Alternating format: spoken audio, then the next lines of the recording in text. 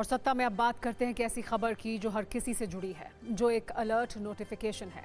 UP में Chinese मांझे को लेकर सरकार ने बड़ा फैसला लिया है। इलाहाबाद हाई कोर्ट की टिप्पणी और सख्ती के बाद यूपी की सरकार एक्शन मोड में है। अब यूपी में चाइनीज मांझे से हुई मौत को मर्डर माना जाएगा। चीनी मांझे के इस्तेमाल पर रोक लगा दी गई है।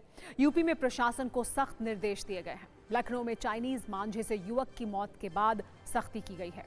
यूपी में अभियान चलाने का निर्देश दिया गया है। इतना ही नहीं, पुलिस प्रशासन के अभियान की उच्च स्तरीय समीक्षा होगी।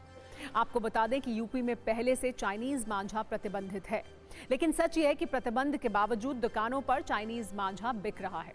इसको ध्यान में रखते हुए यूपी के कई शहरों में पतंग की कई दुकानों पर छापेमारी की गई है। चाइनीज मांझा पूरे देश के लिए चिंता का विषय है। कई शहरों से इसकी वजह से मौत के मामले सामने आते रहे हैं।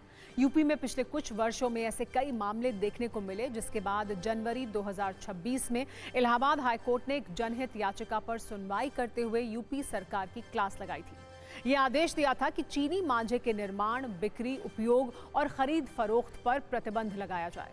कोर्ट ने पुराने आदेशों का हवाला देते हुए कहा कि ये मानव जीवन और पक्षियों के लिए घातक है। अदालत ने सरकार को चेतावनी दी कि पुराने निर्देशों को लागू करना अनिवार्य है और इसे सिर्फ सलाह की तरह नहीं लिया जा सकता। इसके बाद यूपी सरकार की नींद खुली। यूपी में चाइनीज मांझे पर प्रतिबंध पहले से ही है, लेकिन अब इससे मौत को हत्या की तरह माना जाएगा, ये नया टर्न है। आपको बता दें कि फरवरी 2026 में लखनऊ में चीनी मांझे से एक युवक की मौत हो गई थी।